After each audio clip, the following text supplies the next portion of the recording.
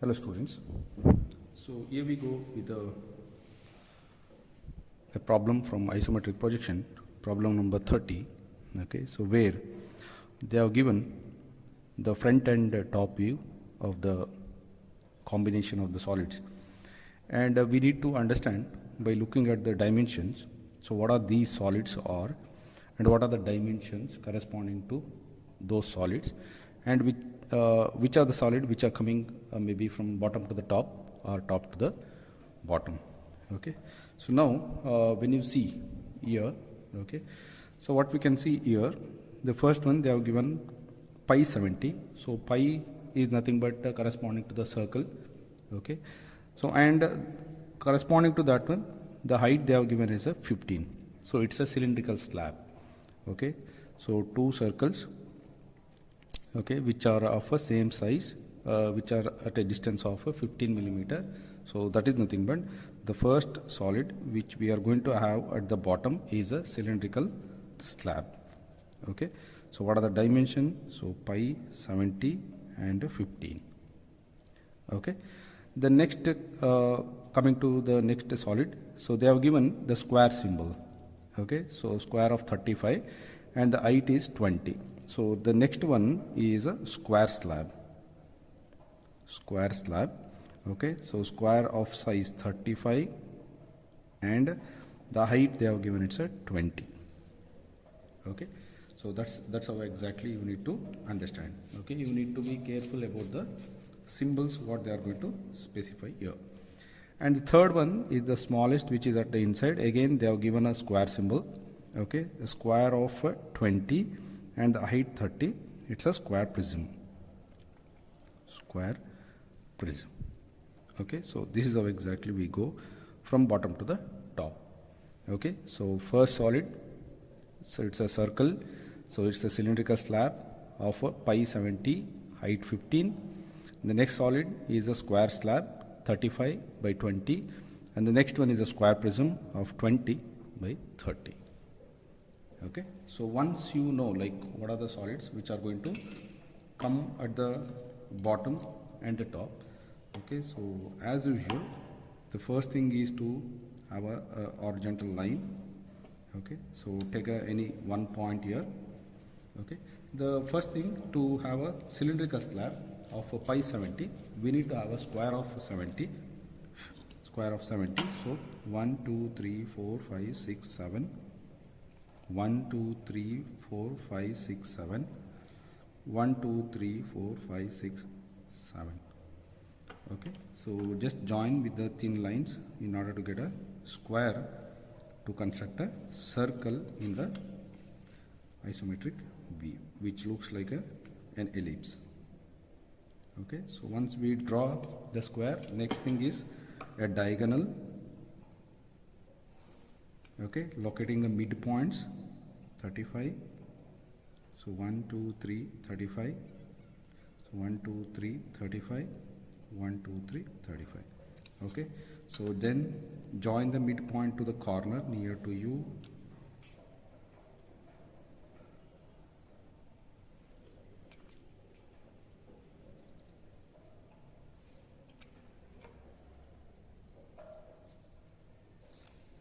Okay, so you can see, then so as we know from one, okay, so join AB. Okay, from 2 join CD. From 3 join BC. Then 4 join AD. You will get a circle like this. Next thing is take a height of 15. Okay, from each corner 15. That is a 1.5 box. Then join that one to get the square.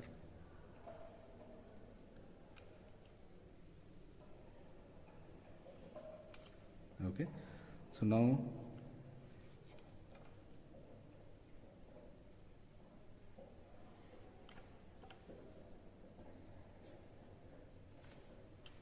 So next thing is join the diagonal as usual. So, okay, so from the corner nearby the midpoint. So okay, 5, 1, 2, 3.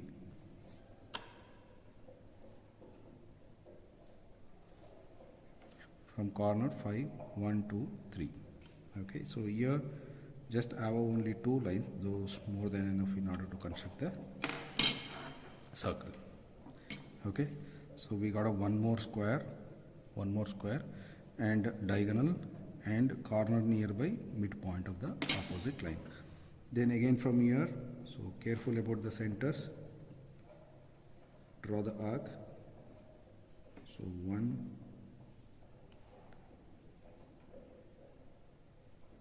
2,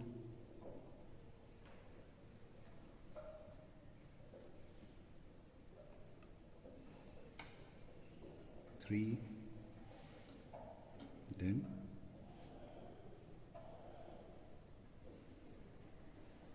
4. Okay, so this one is done. So drop the tangent, move itself.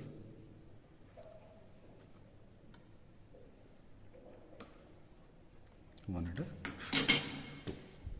Okay, so now above this one we have a square slab of 35 by 20. So locate the center here. Okay, from here, so 5, 1, 2 and 3. So this is the center of the cylindrical slab. Okay, so now in order to locate the 35, so we say 35 divided by 2, that will be 17.5. Okay, so from here we'll move 1, 5, 17.5 here. Okay, again 1, 5, 17 point here. Okay, up and down, and on the diagonal 1, 5 and 17.5 here, and 1, 5, 17 point here. Now if you go from here, it's 1, 2, okay, so 3, 35.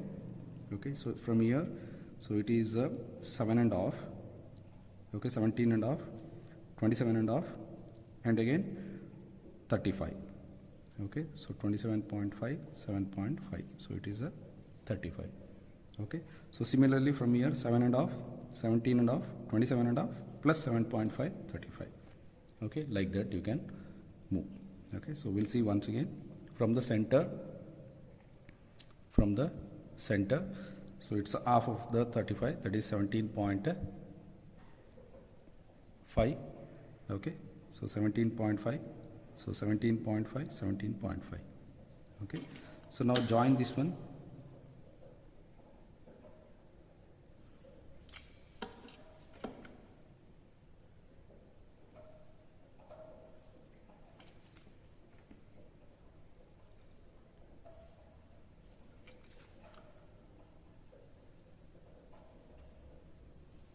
So once you drop it, you will see like all the lines will be parallel to each other. The height they have given 20. So from here you can take 1 and 2. So from here 1 and 2. So if you are finding any difficulty to locate the height, so what we said, so you can measure the 2 box. Okay, 2 box on the ISO, that is 1 and 2. It comes around 18 on this scale. Okay, now you can take the scale and you can keep it perpendicular and you can just join 18 here. Okay, so once again, so measure the 2 box, 1 and 2 box, so it comes around 18 on this scale. Okay, so keep it perpendicular from each corner and just mark 18.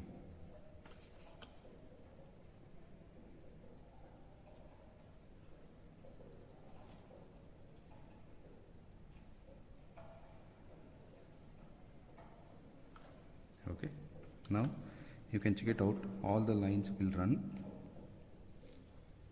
parallelly. Okay, so that is the one cross check you can do. So if the points which you got lies like in line with all the points, then it is a proper.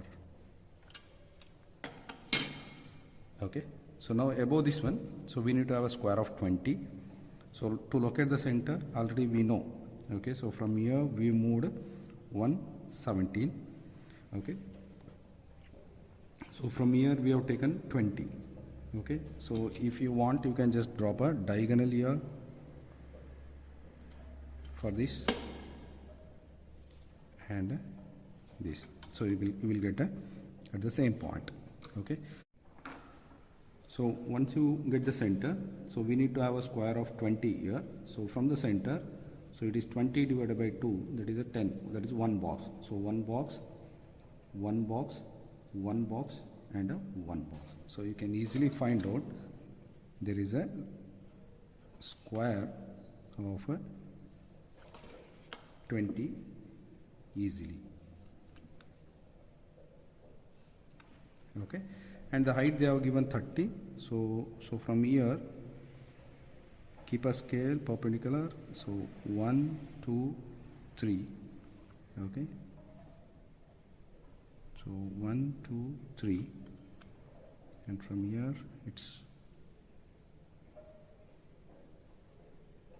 1, 2, 3, and from here 1, 2 and a 3. Okay, you can check it out. So here it comes 1, 2, 3 and 4, so which is visible to us. So now, so these lines will be visible. Okay, and this top face will be visible. Okay, and the middle one, these lines will be visible, and the two horizontal lines here, and this line will be visible till the intersection here, and this line will be visible till the intersection here. Okay, and the bottom line will be visible and when it comes here, so the curve from here to here, curve from here to here will be visible. Okay, and this whole curve will be visible. Okay, and these two tangents will be visible, and the lines which are joining these curves will be visible. Okay, so this line will be visible till here. Okay, so that's how exactly we can go with this problem. Okay, so very simple one, but you will get too many lines, so where you will get confused. So what we can do, first thing, okay, so drop a square equal to 70. Okay, square of 70, locate the center. Okay, and midpoints, then curve, you will get a circle. So from here the height is 15, take height 15 from each corner, then again repeat the same thing to get a circle. Okay, so dropping these tangents are very important, this line and this line, so which are very important. Normally people will miss that one. Okay, so you will lose the marks for that one. And don't use a free hand to darken this one, so use the compass. So just for clarity, so I have used here. Okay, so you can see the changes which are going to get it here.